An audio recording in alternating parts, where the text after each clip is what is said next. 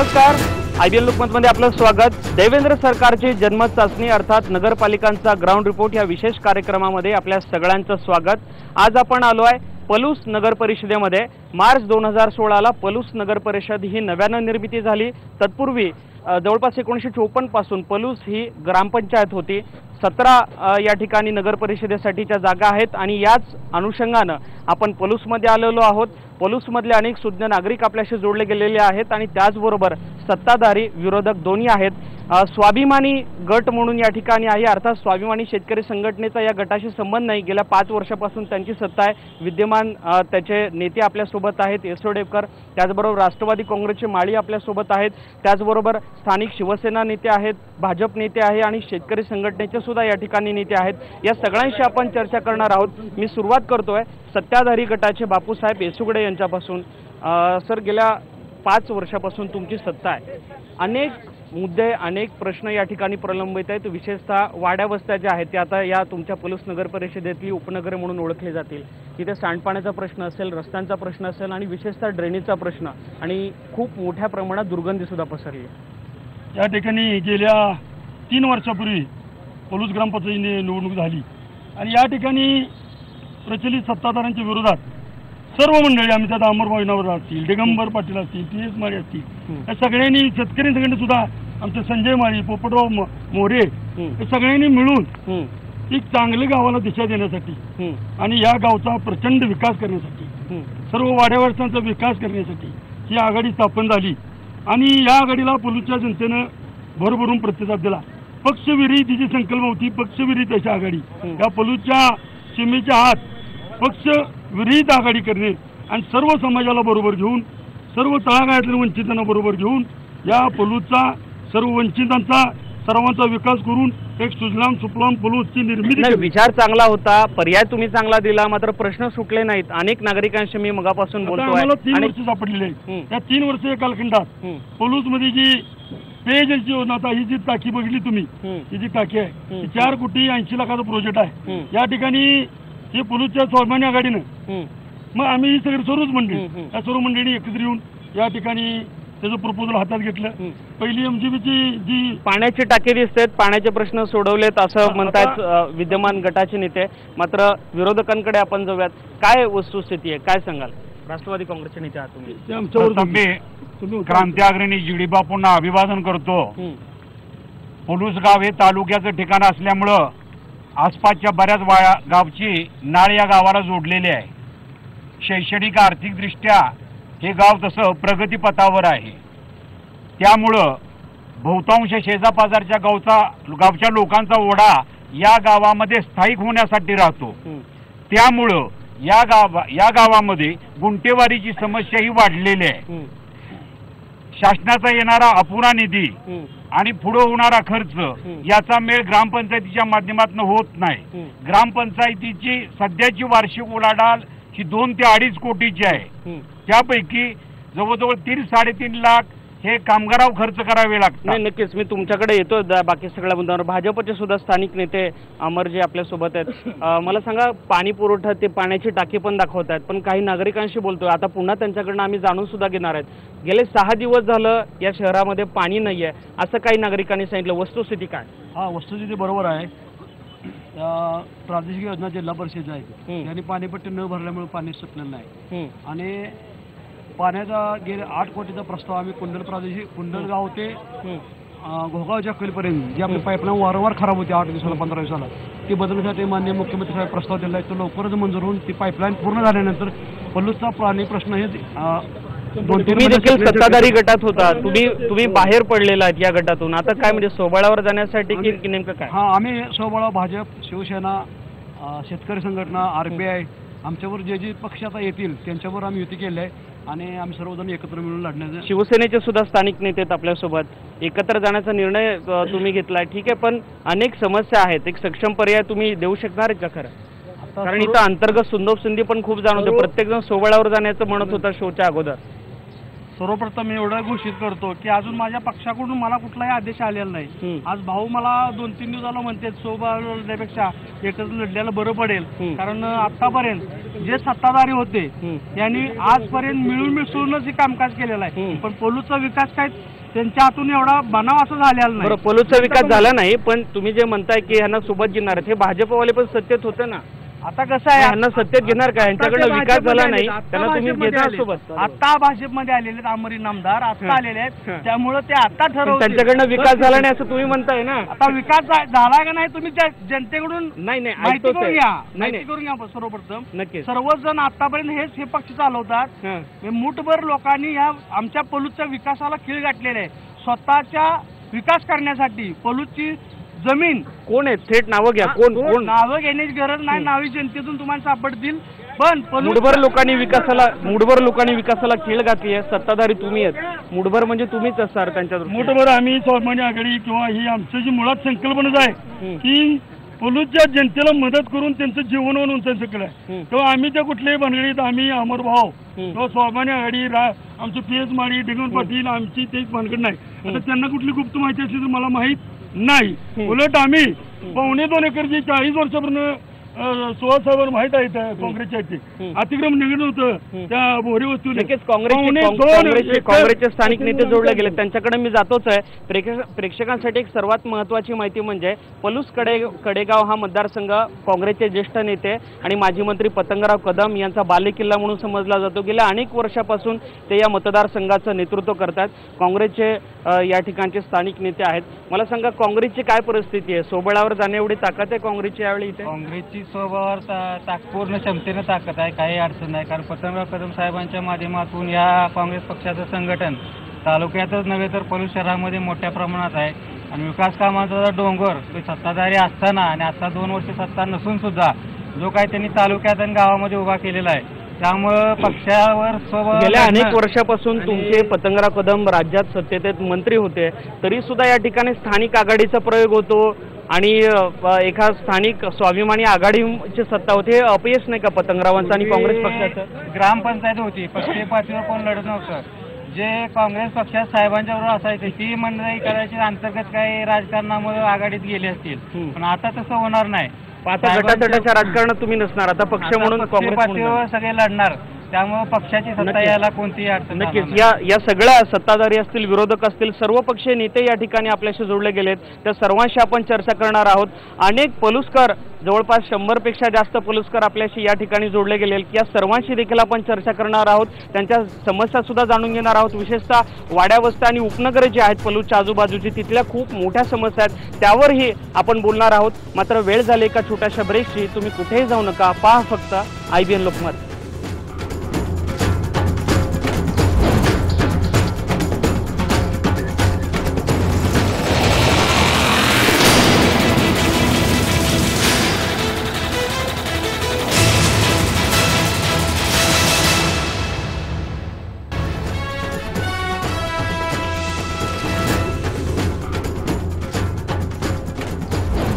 नमस्कार. ब्रेकनंतर आपल्या सगळ्यांचं पुन्हा स्वागत. देवेंद्र सरकारची जन्मचाचणी अर्थात नगरपालिका निवडणुकांचा ग्राउंड रिपोर्ट या कार्यक्रमामध्ये आपण आढावा घेतोय. पलूस नगर परिषदेचा नव्यानं निर्माण झालेली ही नगर परिषद पूर्वी ग्रामपंचायत होती आणि एक मगाशी मुद्दा सांगायचा राहून गेला होता की संगीत महर्षी विष्णू दिगंबर पलुसकर यांची ही जन्मभूमी आणि त्यांच्यामुळं खूप मोठं नाव पलूसचं गेल्या अनेक वर्षांपूर्वी झालं होतं. असं असताना देखील या पलूसकरांच्या ज्या अनेक समस्या रखडलेल्या आहेत, ज्या समस्यांवर पलूसकरांना बोलायचं आहे, अशा सगळ्या पलूसकरांशी आपण आता संवाद साधणार आहोत. पलूसकरांकडनं थेट जाणून घेऊयात त्यांचे काय मुद्दे आहेत, काय समस्या आहेत. कारण अनेक पलूसकरांशी मगाशी सुद्धा चर्चा करताना जाणवत होतं, विशेषतः हा उपनगरांचा जो परिसर आहे, गटार असेल, त्याच्यानंतर ड्रेनेज असेल किंवा इतर सगळ्या समस्या आहेत. तुम्ही सांगा काय नेमक्या महत्त्वाच्या समस्या आहेत? पहिल्यांदा IBN लोकमतचा पलूस गावामध्ये स्वागत. पहिल्यांदाच पलूस गावामध्ये पलूस गावामध्ये अनेक प्रकारच्या सर्वांगीण अडचणी आहेत आणि गैरसोय आहेत. त्या बाबतीमध्ये तसं बघायला गेलं तर वेळ फार बोलायला लागतो. थोडक्यात पाण्याच्या समस्या आहेत, गटारीच्या, आरोग्याच्या, सगळ्या. पाणी रोज आणि वेळेवर येतं का? येत नाही पाणी. 10 दिवस झालं पाणी आता आले नाही आमच्या. किती दिवस झालं पाणी नाही? 4 दिवस झालं पाणी आलं. 4 दिवस झालं पाणी नाहीये. पाणी नाही. पेविंग ब्लॉकचे जे रस्ते आहेत ते निकृष्ट दर्जा झाले, पेविंग ब्लॉक निघून पडले. परत पाण्याची सोय नाही, रस्त्यावर जवळजवळ 100-200 कुत्रे आहेत, लोकांना रोज एकाला चावते, गाडी आडवी जाते, लोकांचं म्हणजे सामान्य जनतेच्यात भरपूर हाल होत आहे. तुम्ही निवडून दिलेले लोकप्रतिनिधी काय आहेत? त्यांच्याकडे जाता का तुम्ही या मुद्द्यावर? जातो, पण आता आम्ही स्वतः शिवसेना त्यासाठी तयार आहे. नक्कीच आपण येऊया. RPIचे सुद्धा एक स्थानिक नेते आहेत, काय मुद्दे महत्वाचे वाटतात? महत्वाचा मुद्दा आहे तो MIDCचा. आता मोठी MIDC आहे, त्याची जागा अपुरी आहे आणि सांगलीवाडीत जी 38 गुंठेची जागा आहे ती 38 एकरची जागा आहे ती खुली करून द्यावी सरकार. नक्कीच त्याही मुद्द्यांवर आपण येऊ. उपनगरातलं कोण कोण आहे या ठिकाणी? उपनगरांमध्ये काय काय महत्वाच्या समस्या आहेत? उपनगर म्हणजे गोंदिलवाडी आमचं हे वाड्या वस्तीवर प्रभाग आहे.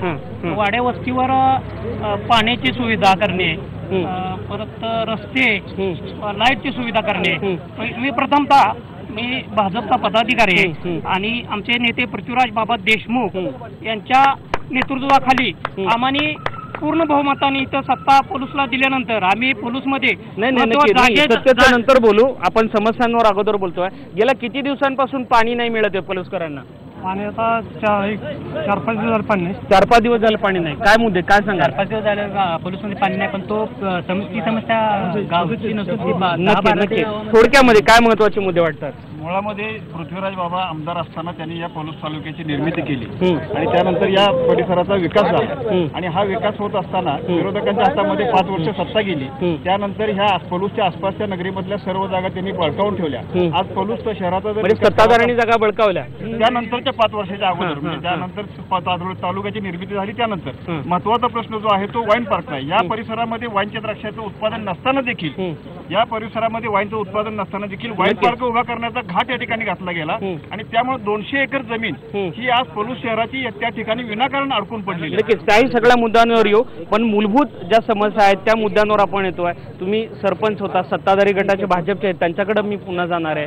विशेषतः त्यांनी सांगितले की भटक्या कुत्र्यांचा देखील बंदोबस्त करू शकला नाही आपण आणि पाण्याचा गेली 5-6 दिवस झालं पाणी नाहीये. तुम्ही टाकी दाखवताय आम्हाला, पाण्याची टाकी तिकडे दिसते, पाण्याची टाकी पण दाखवा या कार्यक्रमामध्ये. मात्र गेल्या 8 दिवसापासून पाणी नाही. ज्यापासून इथं पलूसमध्ये आमची सत्ता गेली प्रशासक आला नगर परिषद, तिथनं पुढे पूर्ण ग्रामपंचायत कारभार 100% प्रशासकांच्या हातात गेलेला आहे. पाणी आमच्याच सदस्यांना तो कुठेही तिथं विचारलं जात नाही. तुमच्या काळात पाणी मिळत होतं? हो, 100% पाणी मिळत होतं आणि एका दुसऱ्या दिवस जर प्रॉब्लेम झाला स्वाभिमानी आघाडीच्या काळात जर तो रातोरात दुरुस्त करून निदान एक दिवस विरोधकांनाही विचारा. जनतेतून तर येते की पाणी मिळत नाही, 8-8 दिवस झालं पाणी नाहीये हे म्हणतात. आता प्रशासक आहे म्हणून पाणी मिळत नाहीये. पाण्याचा तात्पुरता आता विषय वेगळा आहे. खरं तर पूर्वी ग्रामपंचायतमध्ये काँग्रेसची सत्ता असताना स्वतंत्र पाणी पुरवठा योजना मंजूर झाली होती. त्याचा पहिला टप्पा देखील पूर्ण झाला. पण यांची सत्ता आल्यानंतर यांनी आहे तसं कुंडल प्रादेशिक मध्ये जोडायचं ठरवलं. अडचण अशी आहे की कुंडल प्रादेशिक ही 70 साली झालेली योजना आहे आणि त्याची जी मेन लाईन आहे त्याचं लिकेज गळती म्हणजे त्याचं नुतनीकरण करण्याचा पर्याय नाही. स्वतंत्र आपली झाली असती पलूसची तर पलूसला पुरेशा दाबानं चांगलं स्वच्छ पाणी मिळालं असतं. ते करू शकले नाही. त्यांनी निर्णय घेताना थोडी चूक केली की हायच्या कुंडलला जोडायचा जो निर्णय घेतला त्यामुळे परिस्थिती अशी निर्माण झाली की मूळ तिथला जो प्रॉब्लेम आहे की मेन लाईन किंवा कुंडल प्रादेशिकची दुरुस्ती, कारण 14 गावांची स्कीम आहे आणि ही त्याला इन्व्हेस्टमेंट म्हणजे साधारणतः 18 ते 20 कोटी पूर्ण क्षमतेनं पूर्ण नूतनीकरण करण्याला लागणार होती. शासनानं एवढा पैसा उपलब्ध करून दिला नाही. ही चुकीचा निर्णय झाल्यामुळे स्वतंत्र झाली असती तर मग बऱ्यापैकी स्वतंत्र उपसभापती पंचायत समितीने मुद्दा मांडला. या ठिकाणी आमच्याकडे पुनर्वसित आहे, एक कोयना जी पुनर्वसित आहेत जी 1000 लोकसंख्या आहे त्या ठिकाणी असल्यामुळं शासनाने आमच्याकडे प्रपोजल पाठवली की पुनर्वसन आमची 2 गुंठ जागा अमनापूर हद्दीत आहे आणि ती आम्ही ग्रामपंचायत मालकीची आहे. तुम्ही कोणी घेतली? ग्रामपंचायत घेतली असं म्हणतो. ग्रामपंचायतीने घेतली, आम्ही घेतली का तुम्ही घेतली? या ठिकाणी 2 गुंठ जागा, तिथं 5 गुंठ जागा जी आहे ती संरक्षित आहे. या ठिकाणी आमचं जे पहिलं होतं 1 मिनिट माझं उद्या जे तिकडनंच पाणी स्वतंत्र स्कीम, परंतु पुनर्वसनचा प्रस्ताव आल्यानंतर 1000 लोकसंख्येला पाणी तिथं द्यायचं म्हणून ही जी नवीन पेयजलची 5 तिकडनं पाणी येणार इकडं आणि आता ही जी नवीन आता तिथं जॅकवेल स्वतंत्र होणार आहे आणि पुनर्वसनचं पाण्याच्या बाबतीत अनेक विकासाचे दावे करतायत सत्ताधिकारी. भाजपचे सुद्धा या ठिकाणी नेते आहेत, शिवसेनेचे आहेत, स्वाभिमानी शेतकरी संघटना सुद्धा आहेत. या सगळ्यांकडनं आपण मुद्दे जाणून घेणार आहोत, त्यांचं देखील म्हणणं जाणून घेणार आहोत. पण येत्या नगर परिषदेच्या या इथला निवडणुकीमध्ये पाण्याचा सुद्धा महत्त्वाचा प्रश्न एरणीवर आलेला आपल्याला पाहायला मिळतोय. आता एक छोटासा ब्रेक घेऊयात. ब्रेकनंतर पुन्हा या सगळ्या पलुसकरांशी आपण चर्चा सुरू ठेवणार आहोत. आता एक ब्रेक घेऊयात. पहा फक्त IBN लोकमत.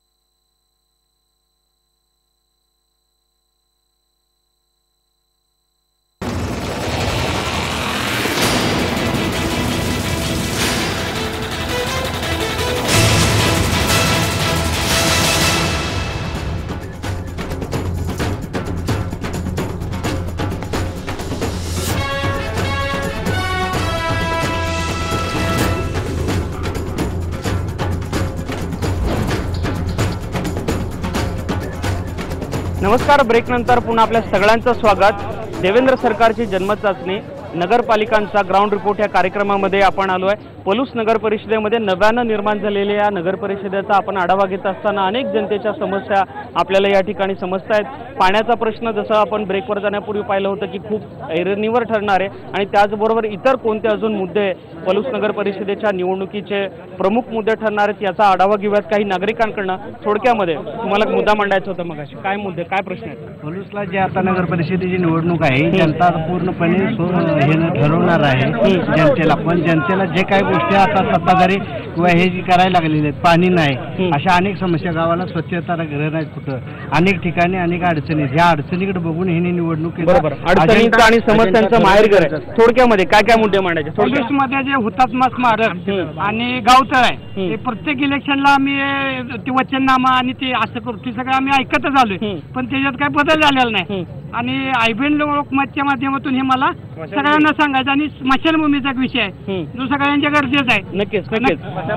दर 5 वर्षांनी तोच वचननामा, तोच जाहीरनामा असतो. थोडक्यामध्ये कोणत्या मुद्दे मांडायचे? अभिजित गोंदिलवाडी उपनगरातला आहे. बरोबर. तर पलूसच्या ज्या विकासात बराचसा जो काँग्रेस पक्षाचा वाटा आहे, तिथं मी ग्रामपंचायत असताना बरीचशीच कामं डॉक्टर पत्ररावच्या माध्यमातून केलेली आहेत. आणि आता जवळजवळ एक 60 ते 70 लाखाचा निधी साहेबांनी या पलूस नगर परिषदेसाठी आधी. बरोबर. पण गोंदिलवाडी असेल, शिवाजीनगर असेल, त्याच्यासोबत तुमची जी टोटल सगळे प्रश्न जसे की तसेच सांडपाणी व्यवस्था असेल किंवा काही, कारण त्याच नगरातले काही नागरिक मगाशी जोडले गेले होते. थोडक्यामध्ये मी प्रथम या पलूस धोंडराज महाराजांच्या पलूस नगरीमध्ये आपल्या IBN लोकमतचं स्वागत करतो. प्रश्न मांडा. या ठिकाणी जे आपली पाण्याची समस्या जी आहे ती खरोखर आहे, समस्या आहे. परंतु ही समस्या गेले कित्येक वर्ष या ठिकाणी समस्या ही भेडसावत आहे. पहिली ही जी योजना आहे ती आता तुमच्या मतदारसंघात एवढे मोठे नेते होऊन गेले, नेते आहेत किंबहुना, पतंगराव कदम मुख्यमंत्री पदाचे दावेदार होते, त्यांनी कधी लक्ष दिलं नाही या पाणी समस्येकडे तुमच्या? तसं पाहिलं तर साहेबांनी या मतदारसंघावरती प्रेम केलेलं आहे, आम्हाला त्याच्याशी दुमत नाही आहे. पण पाण्याचा प्रश्नाचं काय? परंतु पाण्याचा प्रश्न तातडीनं सोडवायला पाहिजे होता, तो सोडवला गेलेला नाही. थोडक्यात पाण्याचा प्रश्न आहे, तो तातडीने सोडवायला साहेबांनी पतंगराव कदमांनी थोडक्यात मुद्दा मांडा. स्वाभिमानी विकास आघाडी ज्यावेळी या पलूस ग्रामपंचायत मध्ये आली, निवडून आली, त्या संघटनेने जो काय ही केला पलूसचा चेहरा मोहरा बदलला, या स्वाभिमानी रियायत विकास आघाडीनं जास्त सत्ताधारी स्वाभिमानी आघाडीचे सगळे कार्यकर्ते सुद्धा दिसतात, कारण त्यांचं कौतुक केल्यानंतर टाळ्या देखील पडतात. मात्र या बाजूला अनेक समस्यांचा पाडा देखील वाचला जातोय. त्या सगळ्या नागरिकांकडे आपण येणार आहोत. समस्या कोणत्या वाटतात थोडक्यामध्ये? एक मिनिट, थोडक्यात. लोक जी कर भरतात त्याच्या मूलभूत सुविधा लोकांना भेटतात का नाही हे महत्वाचा प्रश्न बरोबर, आहे. नागरिकांकडे कर घेतला जातो, मात्र त्या प्रमाणात मूलभूत सोयी सुविधा मिळत नाही. थोडक्यामध्ये गेली 15 वर्ष झालं मोरे भावकीने 2 नंबर वार्डात स्मशानभूमीला जागा दिलेली आहे, तरी सुद्धा स्मशानभूमी आज अखेर बांधलेली आहे. स्मशानभूमीचा प्रश्न आहे, आज अखेर स्मशानभूमी बांधली नाही. थोडक्यात पलूस नगर परिषदेचं पहिल्यांदाच निवडणूक जन्म चाचणी होती, त्याच्याबद्दल गोड कौतुक करतो प्रथमतः मी आयबीन डॉक्युमेंटचं. थोडक्यात मुद्दा माझी समस्या अशी आहे की अर्थातच पलूस गाव हे ओळखलं जातं ते म्हणजे पंडित विष्णू दिगंबर यांच्या नावाखाली. बरोबर. मला असं वाटतं की एखादं त्यांच्या नावचं नाट्यगृह एखादं आपल्या पलूसमध्ये व्हावं, संगीत नाट्यगृह. नक्कीच अतिशय छान मुद्दा मांडलेला आहे. पलूस ही नगरी जी ओळखली जाते ती पंडित विष्णू दिगंबर पलुसकर हे मोठे संगीत महर्षी होऊन गेले, मात्र त्यांच्या नावाचं कोणतंही सभागृह असेल किंवा कोणतंही या ठिकाणी त्यांचं स्मारक असेल कोणत्याही प्रकारचं नाही आहे. वेगवेगळ्या नेत्यांची नावं दिली जात आहेत. या ठिकाणी आपण पाहू शकतोय पाठीमागं बस स्थानकाच्या इथे खाली नाव दिलेलं आहे माननीय डॉक्टर पतंगरावजी कदम प्रवेशद्वार, पण ज्या पलूसचं एक महत्त्वपूर्ण वैशिष्ट्य होऊन गेलं, एक मोठं व्यक्तिमत्व होऊन गेलं, संगीतकार संगीत महर्षी विष्णू दिगंबर पलुसकर, त्यांच्या नावानं मात्र कोणतंही स्मारक अजून पण दुर्दैवाने या पलूसमध्ये नाही आहे. अतिशय छान मुद्दा इथल्या एका युवकानं मांडला. त्याचबरोबर अजून काही नागरिक आहेत आपल्यासोबत. थोडक्यामध्ये काय मुद्दे आहेत? पलूसमध्ये जागेचा प्रचंड प्रश्न आहे. आता गावची कचरा टाकायच्याकडे जागा नाही, आम्ही सांगेवाडीचीच कचरा टाकतो. पलूसच्या जागेची लयलूट झाली आणि पलूसमध्ये गायरान वगैरे कोणी केली लयलूट? कोणी केली जागा? पतंगराव साहेबांनी जागा 2-2.5 एकर जागा पलूसची आणलेली आहे. कोणी? पतंगराव कदम साहेब. कोण येते? तुम्हाला माहिती आहे लोक थेट आरोप केला बघा. पतंगराव कदम माजी मंत्री यांनी अनेक इथल्या ज्या जागा आहेत त्या बळकावल्या गेल्या, तसा थेट आरोप येतो. पलूसच्या जनतेवर प्रेम केलेलं नाही, पलूसच्या जागेवर प्रेम केले आणि पलूसच्या जमिनीचा प्रश्न आहे ना तो पहिल्यांदा मार्गी लावला पाहिजे. आता नगरपालिका होणार आहे तर त्याचं पुढं जमिनीचे भूखंडाचे रिझर्व ठेवले पाहिजेत. ते ठेवले. माजी मंत्री पतंगराव कदमांनी पलूसच्या जनतेवर नाही तर पलूसच्या जागांवर प्रेम केले असाही एक थेट आरोप या ठिकाणी आलेला आहे नागरिकांनी केला. थोडक्यात यामध्ये या मतदारसंघामध्ये साहेबांचं काम एवढं मोठं आहे, इतकं प्रचंड काम आहे. जागेचा प्रश्न, जागेच्या प्रश्नाच्या बाबतीमध्ये कोयना वसत पुनर्वसन जे लोकांना राहायला जागा नव्हती, ज्यांनी आपलं घरं त्या पाण्यात घालवली, परंतु या संपूर्ण भागाला प्रकाश दिला, महाराष्ट्राला प्रकाश दिला, त्या लोकांची साहेबांना प्रश्न सोडवण्यासाठी त्यांना ती जागा त्यांचं पुनर्वसन केलेलं आहे. त्यामुळे साहेबांच्या केवळ राजकीय टीका केली जाते. साहेबांनी काम केलेलं इथं पूर्ण काम साहेबांनीच केलेलं आहे, कोणत्याही पक्षानं काम केलं. आणि स्वाभिमानी नेते सुद्धा साहेबांची पतंगराव कदमांचे समर्थक सुद्धा या ठिकाणी आलेले आहेत, त्याच पद्धतीने विरोधक सुद्धा आलेले आहेत. पतंगराव कदमांनी पलूसकरांवर नाही तर पलूसमधल्या जागेवर प्रेम केलं असेही काही आरोप होत आहेत. या सगळ्या आरोपांवर काँग्रेसचे नेते आहेत, त्यांच्याकडनं सुद्धा आपण जाणून घेणार आहोत. पहिल्यांदा पतंगराव कदमांवर थेट आरोप झालेत काही नागरिकांमधून की त्यांनी पलूसच्या जागेवर प्रेम केलं, जनतेवर नाही. ज्या जागा कोयनेसारखा प्रकल्प मोठा झालेला आहे, जिथे लोकांच्या जागा गेल्या, बोलणार आहे मी सगळ्यात. ज्या जागा त्यांच्या जागा देऊन त्यांनी आपल्याला लाईट दिली, त्यांचं पुनर्वसन करण्यासाठी काही जागा पलूसची दिली. वाईन पार्कचा विषय असा आहे की पलूस असू दे, नाशिक सारखं द्राक्षाचं मोठं या ठिकाणी उत्पन्न आहे. शेतकरी वर्गाला चांगल्या पद्धतीनं त्या द्राक्षाच्या मार्गातून वाईन निर्माण करून, हो तुम्ही बोलता मी बोललो नाही, वाईन निर्माण करून चांगले उद्योग निर्माण करता यासाठी स्वतंत्र MIDC मध्ये उद्योग खात्यात साहेब असताना त्यांनी त्या ठिकाणी सुविधा देऊन वाईन पार्क निर्माण केलं. आता शेतकऱ्यांनी तिथं स्वतःचे उद्योग उभा करायला पाहिजे, तर शेतकरीचं काही अडचणी उभा राहिले नाही, तर तो वाईन पार्क आता तसाच राहिलेला आहे. पतंगराव कदमांनी त्यांच्या परीने सगळं केलं, मात्र शेतकऱ्यांनी उद्योग उभे करायला पाहिजे होते. थोडक्यात साहेब वाईन पार्क आता विषय झाला, एक नोटीस दिल्या तिथलं वाईनवाल्यासनी, तुम्ही 1 वर्षात वाईनचा उद्योग चालू करा, नाही दुसरा उद्योग चालू करा इंडस्ट्री, जसं तुमच्या जागा काढून घेतल्या त्या ह्या जागा घेऊन आम्ही भाजपतर्फे सर्व लोकांना 3-3 गुंठे प्लॉट करून वाटणार आहे आणि अवधी वाटण्याचा प्रयत्न करणार आहे. नक्कीच आपण पाहतो अनेक मुद्दे चर्चेत येत आहेत. माजी मंत्री पतंगराव कदमांवर थेट आरोप काही नागरिकांनी केले, तर पतंगराव कदम यांचे जे समर्थक आहेत त्यांनी त्यांच्या पद्धतीनं खिंड लढवण्याचा प्रयत्न केलेला आहे. मात्र पलूसकरांच्या ज्या महत्त्वाच्या समस्या त्या जैसे थे आहेत, या सगळ्या समस्यांचा उहापोहा आपण अजून करणार आहोत. पुढच्या ब्रेकनंतर ही चर्चा आपण अशीच सुरू ठेवणार आहोत. मात्र आता वेळ झाली एका छोट्याशा ब्रेकची. तुम्ही कुठेही जाऊ नका, पहा फक्त IBN लोकमत.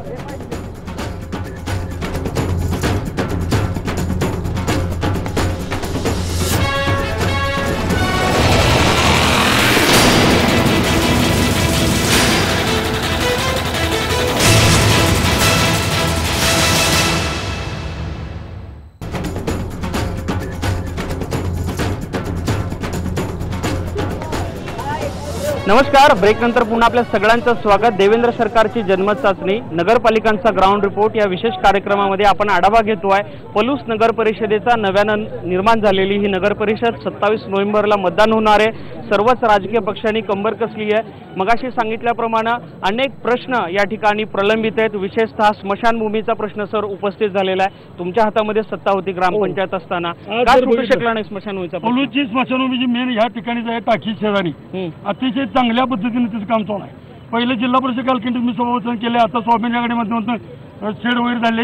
नागरिक खोटं बोलतायत का? स्मशानभूमी झाली नाहीत? त्यांचेच बौद्ध वसाहती स्मशानभूमीचा प्रश्न आहे. आताची मुद्दा आहे हे मान्य करतो. जी मेन स्मशानभूमी आहे, जर आता तुमच्या टीमने बघितलं तर अतिशय भव्य प्रमाणात आणि खर्चानं सुद्धा आम्ही नक्कीच त्याच्यावर येऊ. शेतकरी संघटनेचे सुद्धा प्रतिनिधी एक या ठिकाणी आहेत. त्यांचा अनेक वेळपासून मुद्दा मांडायचा राहिला होता. थोडक्यात मगापासून मी या ठिकाणी बघतोय, परंतु ही आमची पश्चिम महाराष्ट्रातली एक सक्षम नगरपालिका म्हणून उद्याच येते. कारण या ठिकाणी उद्योगधंदे आणि तरुणांच्यासाठी इथं काही केलं जात नाही. फक्त इथं आश्वासने दिली जातात. सत्तेमध्ये कुणाला आणायचं आणि कुणाला बाजूला ठेवायचं ही भूमिका मात्र 100% शेतकरी संघटनेच्या हातामध्ये आहे.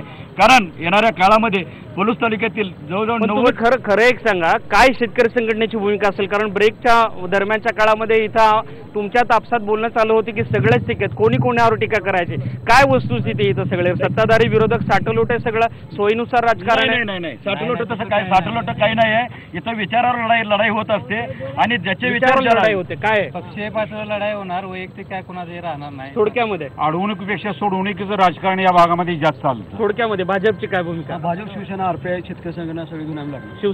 शिवसेना आतापर्यंत कायमच विरोध करत आलेले आहे. कारण या आजपर्यंत 10 वर्षापूर्वी पाठीमागे जे पालकमंत्री होते त्यांनी आपल्या स्वतःच्या स्वार्थासाठी पलूस मधली चांगली जागा पलूस मध्ये चांगली जागा त्यांनी हडप केली.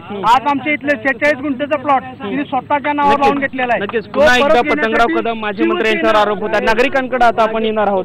थोडक्यामध्ये काय काय मुद्दे आहेत? आमची स्मशानभूमीचा प्रश्न आहे. भूमीची जागा असून बरोबर येतोय त्या मुद्द्यावर बोललोय आपण. थोडक्यामध्ये मी दिलीप जाधव पलूस शहर विकास आघाडीच्या माध्यमातून मी उपसरपंच म्हणून 1 वर्ष काम केलं आहे आणि सदस्य म्हणून 2 वर्ष काम केलं आहे. तर आमच्या तुम्ही उपसरपंच म्हणून काम केलंय, पण प्रश्न मात्र प्रलंबित येतात. पूर्ण 3 वर्ष आम्हाला सत्ता ते घेता आली आणि त्या 3 वर्षाच्या कालखंडामध्ये आम्ही सर्व टीमनं अतिशय चांगल्या पद्धतीने नक्कीच धन्यवाद. अजून काही नागरिक व्यापारी प्रतिनिधी म्हणून सुद्धा एक व्यापारी या शहरातले बोलतो, ज्या गावचं अर्थकारण सक्षम तो गावचं सगळं सक्षम असं म्हणलं जातं. ज्या गावामध्ये व्यापाऱ्याला सन्मानाची वागणूक देऊन त्यांनी व्यापाऱ्यांसोबत एकच आमच्या आता बाजारपेठ आहे, त्या आणखी जे कोण पक्ष येतील त्यांनी बाजारपेठा निर्माण कराव्या. त्या आजपासून पाण्याचा प्रश्न हा खरोखर प्रलंबित आहे. पुढल्या 25 वर्षाचा विचार करून त्याचा सोडवलं जावं असं आमचं प्रामाणिक मत आहे. साहेबांचा कॉपरेशन या भागाला भरपूर आहे.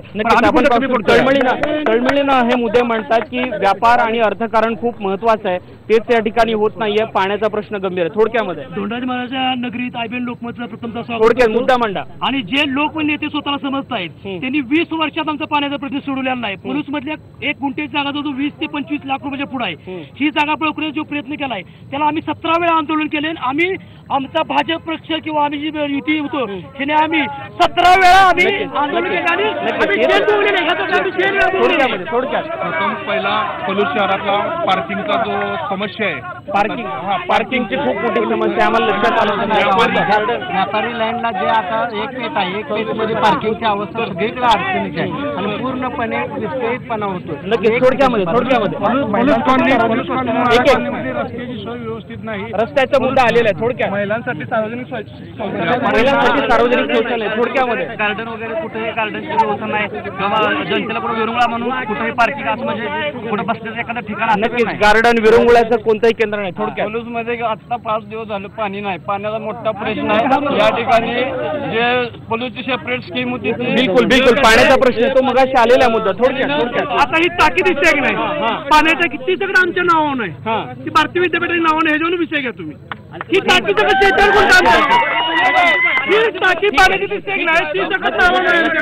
एकूणच आपण पाहू शकतो सगळे मुद्दे नागरिकांचे आले आहेत. आता या ठिकाणी जे सगळे राजकीय नेते आहेत, या सगळ्याच पक्षांनी एका वाक्यात उत्तर द्या. शिवसेनेची काय भूमिका असेल? स्वबळावर शिवसेना लढेल किंवा युती करेल हे आमचा पक्ष प्रमुख आम्हाला आदेश देतील, काम करेल.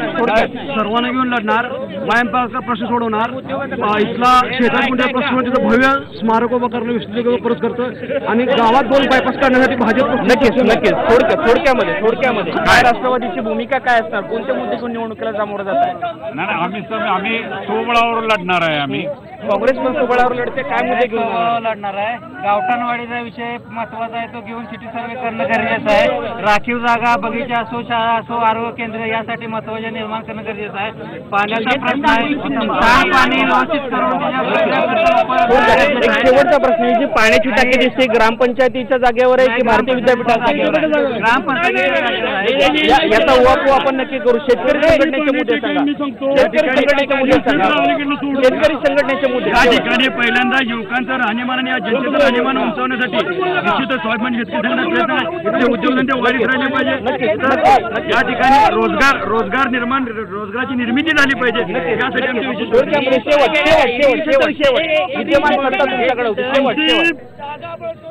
स्वाभिमानी शेतकरी विकास आघाडी आमची आणि ह्या माध्यमातून पुढे विजनमध्ये हा सर्व पाण्याचा प्रश्न दोन्हीकडे सुटणार आहे. अनेक नागरिकांना या ठिकाणी काही मुद्दे मांडायचे, त्यांना वेळेची सुद्धा मर्यादा आहे. पोलीसकरांच्या अनेक समस्या आहेत, विशेषतः वाड्या वस्त्या आणि जे नगर आहेत, मग त्याच्यामध्ये पोलीसवाडी असेल किंवा छोटी छोटी जी उपनगर आहेत त्या उपनगरांच्या अनेक समस्या आहेत. गटर वॉटर मीटरच्या सुद्धा अनेक समस्या आहेत. ड्रेनेजचा महत्वाचा प्रश्न, डम्पिंग ग्राउंड असेल, त्याचबरोबर सर्वात महत्वाचा आता पाण्याचा, कारण गेली 6 ते 8 दिवस झालं पोलीसकरांना पाणी मिळत नाहीये. ती खूप मोठी दुर्दैवाची गोष्ट म्हणावी लागेल. आणि त्याचबरोबर पलूस शहराची जी ओळख आहे, विष्णू दिगंबर पासलकर संगीत महर्षी, अनेक राजकीय नेत्यांची नावं विविध सभागृहांना आहेत, त्यांची वेगवेगळी पलूसची जी ओळख आहे विष्णू दिगंबर पालसकर, त्यांच्या नावे कोणतेही सभागृह नाही. गेल्या 100 वर्षांमध्ये सुद्धा खूप मोठा दुर्दैव म्हणावं लागेल. आणि त्याचबरोबर अनेक आरोप सुद्धा या ठिकाणी आरोप प्रत्यारोप होतात. विशेषतः माजी मंत्री पतंगराव कदम यांनी पलूसकरांवर प्रेम केलं नाही तर पलूसच्या जागांवर प्रेम केलं, असेही आरोप होतात. या सगळ्या परिस्थितीमध्ये स्वाभिमानी इथली शेतकरी संघटना असेल किंवा वेगळी इथली जो स्वतंत्र पक्ष स्वाभिमानी विकास आघाडी आणि त्याचबरोबर काँग्रेस राष्ट्रवादी असा चौरंगी चुरशीचा सामना आपल्याला पलूसमध्ये पाहायला मिळेल. वेळ झाली आता इथेच सामन्याची. पुन्हा भेटू नवीन नगरपालिकेमध्ये. आपण पहा फक्त IBN लोकमत.